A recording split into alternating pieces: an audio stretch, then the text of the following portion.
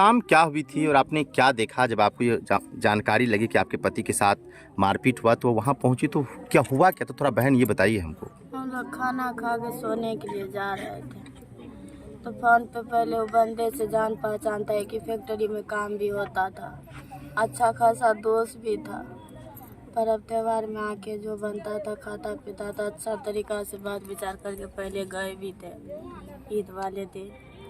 उसके बाद हम लोग खाना खा के जा ही रहे थे सोने के लिए, तो उधर से आए थे तो मेरे छोटे वाले देवर गेट खोल दिया। उसने बोला बाबू मत जा, फिर से मैं दोबारा गेट लगा दिए थे।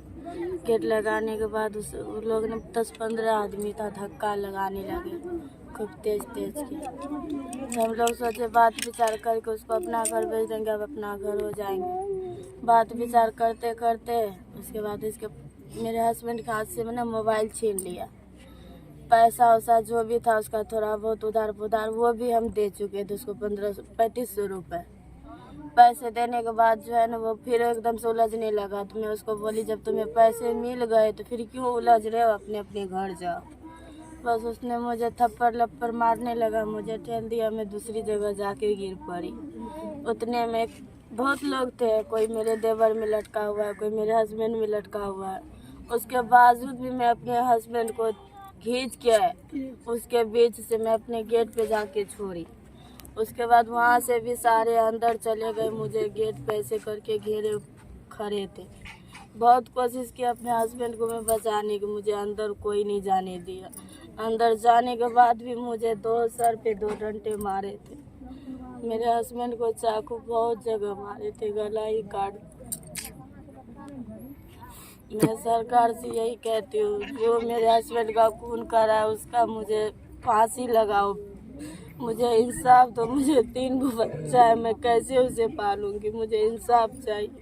तो क्या कभी किसी तरह की कोई बातचीत आपके पति से उनकी किसी बात को लेकर नोकझोंक भी पहले हुई थी? कुछ कहीं नहीं, सब हंसी खुशी हम लोग जी रहे थे, बहुत अच्छे जी रहे थे।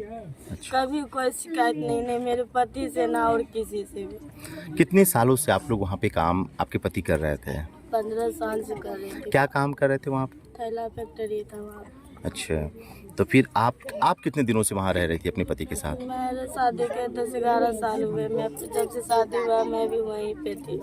अच्छा, तो फिर ये जो घटना हुई तो क्या मौके पर ही मतलब वो दुनिया को अलविदा कह गया, या फिर आप लोगों ने पुलिस को इन्फॉर्मेशन किया इस तरह के? 100 नंबर पे कॉल किए थे, पुलिस बहुत टाइम लगा कर आए। मेरे हस्बैंड मेरे गोदी में दम तोड़ा, मुर्गी जैसे मेरे हस्बैंड मेरे गोदी में पिटा करके दम तोड़ दिया।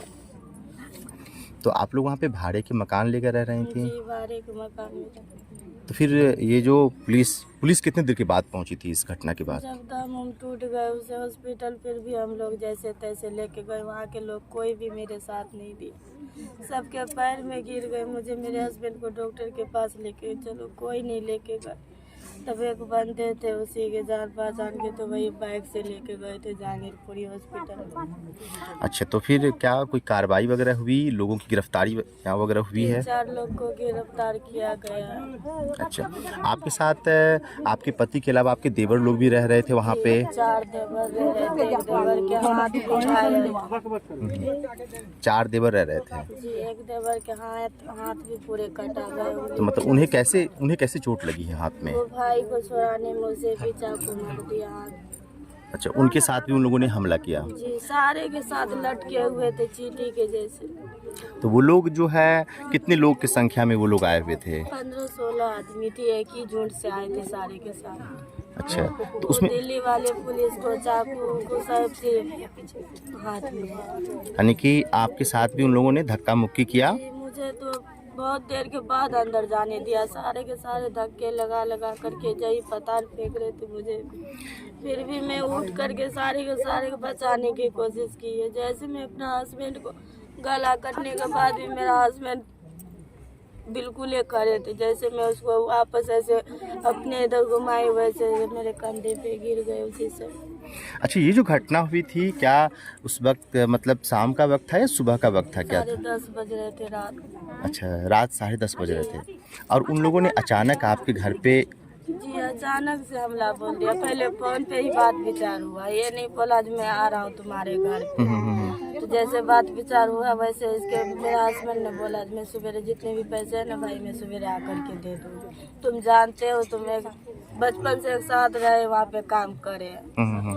तो वो एक बार समझने के लिए भी राजी हो गए। फिर दूसरे बंदे उसका भाई आए, सारे पी रखे, सारे पी रखे। यानी सभी लोग नशा कर रखे थे। जी, सारे उसमें से आप कितने लोगों को जानती हैं, पहचानती हैं, जिनसे पहले कभी वो आपके घर आया करते थे?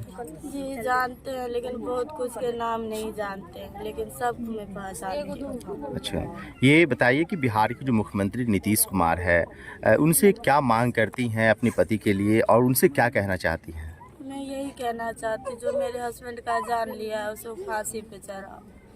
जैसे मेरे हस्बैंड को इंसाफ मिलना चाहता है वैसे इंसाफ करे, लेकिन वो लोग को छोड़ा नहीं जा, बिल्कुल ही फांसी पे लटकाया जाए। अच्छा, बच्चे वगैरह कितने हैं आपके? 3 बच्चे हैं, 2 लड़के 1 लड़की। अच्छा, सब छोटा छोटा है? जी सारे छोटे छोटे। अच्छा, आपके अपने घर कहाँ है, मायके कहाँ है आपका? मेरे मायके राठा किशनगंज।